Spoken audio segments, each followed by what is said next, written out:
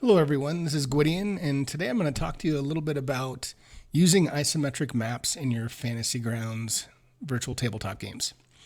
Now, if you're like me, I've always been intrigued by using isometric maps, but I haven't really found a product that I felt would work very well.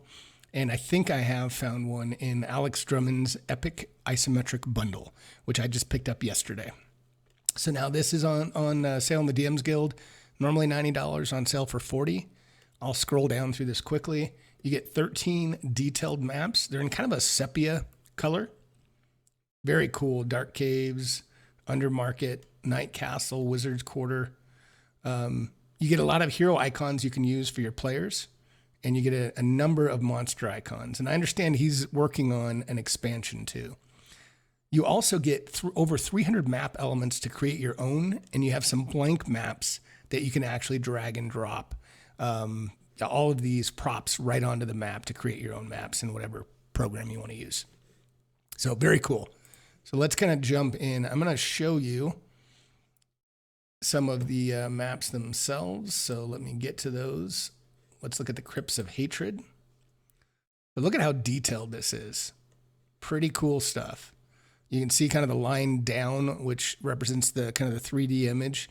But look at all the level of detail and the hand-drawn nature of these maps. This harkens back to me the days of AD&D and first opening my first player's handbook. Really, really super cool. The one thing I'll tell you now is these maps are huge. So almost 4,000 pixels by 3,000, 3.8 megabytes. So I'll get into that discussion as well. Here's the Undermarket. So again, I love this detail that he's put into this. I mean, look at these walls, kind of the stained glass windows. You can kind of envision yourself there, at least I can. Kind of some water on the floor over here. And this one's almost 5,000 by 4,000 and 5 megabytes. So pretty cool stuff. All right, let's get out of this. And let's go into Fantasy Grounds. So the first thing I did was I imported the Dark Forest map sample. And here it is, massive. Looks really cool. You can drill in it. Looks nice. Look at all these gravestones. I'd love to have my players in this. Gnarly tree over here. Kind of looks like a hangman tree. However, again, I put this in at the full level in terms of the size. So I can render it, but if my players try to use it and I tried to mask and unmask, this is not going to be playable, given it's about 4,000 pixels at least by 3,000 and about 5 megabytes. So the next thing I did was said, okay, let me try to shrink it down.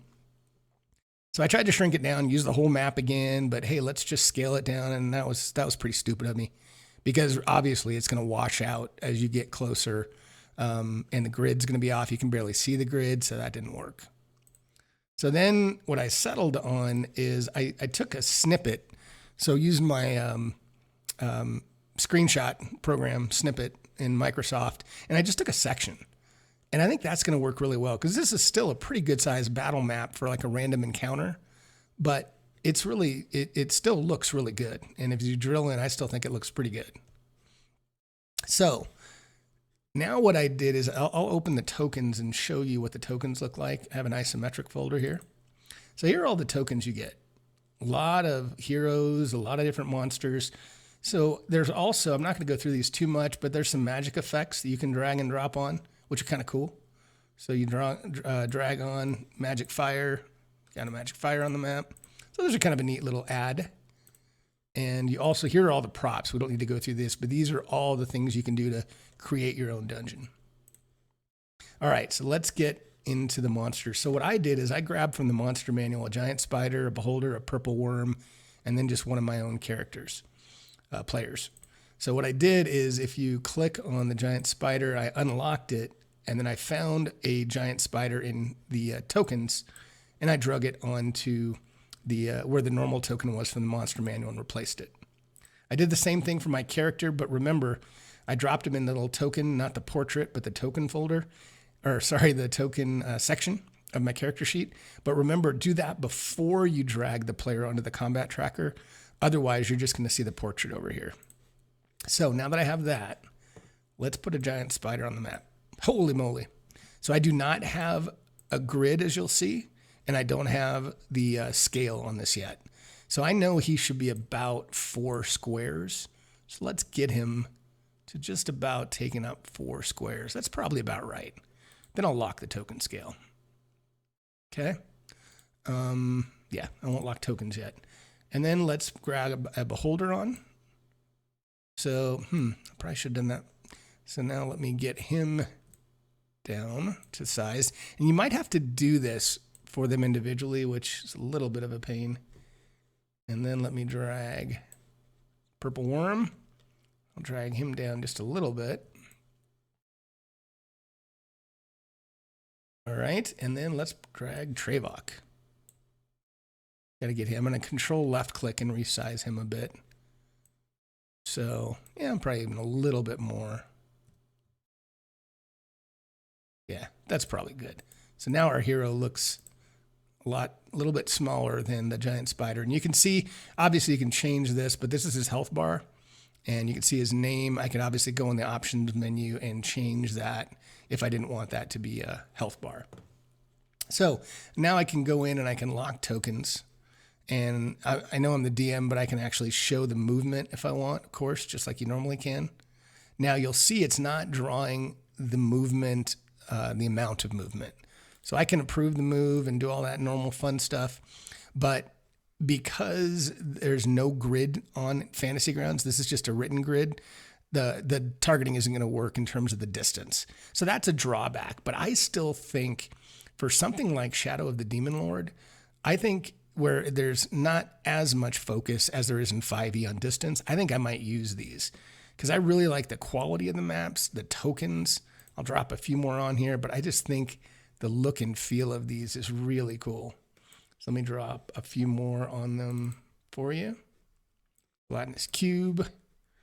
This looks like a ghastly chorus if anybody's familiar with Shadow of the Demon Lord. Here's a paladin. Here's a zombie. Here's a wizard. Here's some kind of brute. Here's a worm. I could see these as like a burrowing worm. Here's a cave monster. That looks like a roper to me. So obviously, since I'm not dropping them from the combat tracker, they don't have the little circle with their health, and they're not tied into the combat tracker. So I also think, so that, you know, again, might not be for everyone, but I actually think as a kind of mixing things up for my players, I think it'd be really neat, and I think they might dig it every once in a while.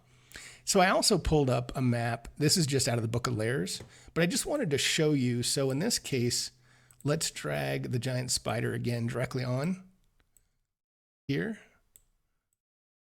And then the beholder and the purple worm. So my point is just, I actually think it almost reminds me of the, probably the Tome of Beasts. Is that what, or maybe it's 5th edition foes that's black and white. But I actually think even if you don't use the images in more of that isometric view, I might mix it up and use some of these in my games and replace some things because I think this artwork is really cool. So I just wanted to show you it works there as well. So again, something different, a little, unique, and it's going to give me a chance to play around with the isometric maps. Whereas I probably didn't have the interest to do it before. And again, I recognize it's a little different. The token movement will be a little different. It's going to look a little strange maybe.